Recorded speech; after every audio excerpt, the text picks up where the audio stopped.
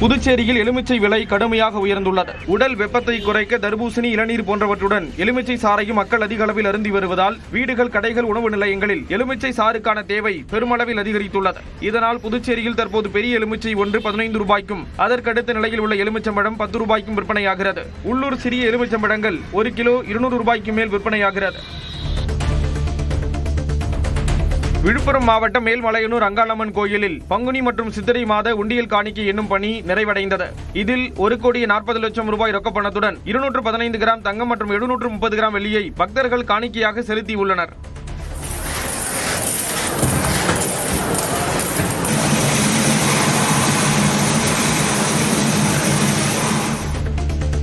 புதுக்கோட்டை மாநகராட்சிக்குட்பட்ட திருக்கோகர்ணம் பகுதியில் பேருந்து உரிமையாளர் வீட்டில் 5 லட்சம் மதிப்பிலான பொருட்கள் கொள்ளையடிக்கப்பட்ட சம்பவம் அதிர்ச்சியை ஏற்படுத்தியுள்ளது. தனியார் பேருந்து உரிமையாளரான மனோகரன் இறந்த நிலையில் இவரது 2 மகன்கள் வெளியூர்களில் வசித்து வருவதால் வீடு பூட்டப்பட்டிருந்தது. இதனிடையே மர்ம நபர்கள் வீட்டின் உள்ளே புகுந்து அங்கிருந்த 2 பீரோக்களை உடைத்து அதில் இருந்த சுமார் 2 கிலோ வெள்ளி பொருட்கள் உள்ளிட்ட 5 லட்சம் ரூபாய் மதிப்பிலான பொருட்களை கொள்ளையடித்து சென்றதால் போலீசார் விசாரித்து வருகின்றனர்.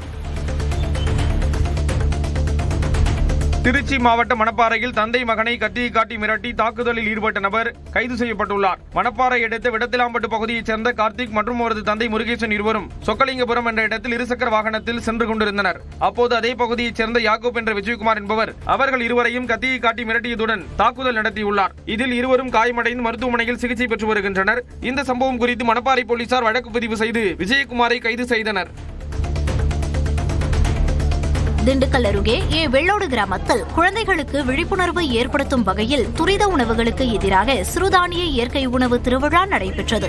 சிறுமலை அடிவாரத்தில் அமைந்துள்ள இந்த கிராமத்தில் குழந்தைகளுக்கு கம்மங்கூழ், திணைப்பொங்கல், வரகு பிரியாணி, சாமை தயிர் சாதம் உணவாக கொடுக்கப்பட்டது. மேலும் கம்பு, பாசிப்பயிறு உருண்டைகள் வழங்கப்பட்டன. இந்த நிகழ்ச்சிக்கு சிறுமலை, சிறுநாயக்கன்பட்டி, வெள்ளோடு, நரசிங்கபுரம், குமரன் திருநகர் உள்ளிட்ட பல ஊர்களிலிருந்து குழந்தைகள் பங்கேற்றனர்.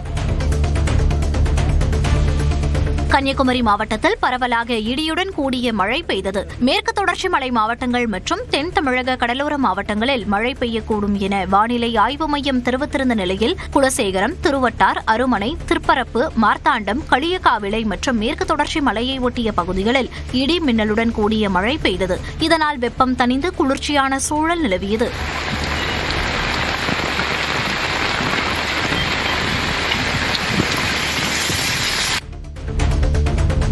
மதுரை திருமங்கலம் அருகே சட்டவிரோத மணல் கடத்தலை தட்டி கேட்ட உள்ளூர் நபர்களை ஒரு கும்பல் பயங்கர ஆயுதங்களுடன் தாக்குதல் நடத்தியுள்ளது. நள்ளிரவில் குராயூர் கிழக்கு தெரு பகுதியில் 20 பேர் கொண்ட கும்பல் லாரியில் மணல் அள்ளி கொண்டிருந்ததை சிலர் தட்டி கேட்டதால் மோதல் ஏற்பட்டது.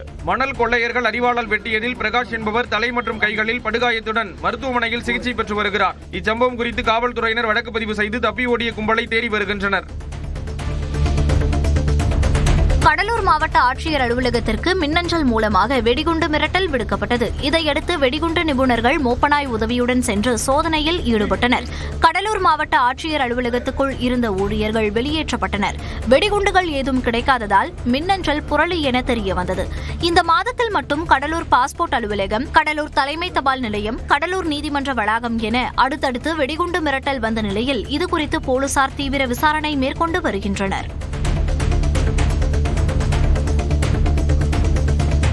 திருவள்ளூர் மாவட்டம் செங்குன்றம் அருகே பூர்வீக சொத்தை பிரித்து தர மறுத்த தம்பியை தற்கொலைக்கு தூண்டியதாக அண்ணன் மீது வழக்கு பதிவு செய்யப்பட்டுள்ளது. சொத்து கேட்ட தம்பியை விஷம் குடித்து சாகுமாறு அண்ணன் ராமசாமி மிரட்டியதால் மனமுடைந்த தயாளன் தற்கொலை செய்து கொண்டார். தற்கொலை கடிதத்தின் அடிப்படையில் தலைமறைவான ராமசாமியை காவல்துறையினர் தேடி வருகின்றனர்.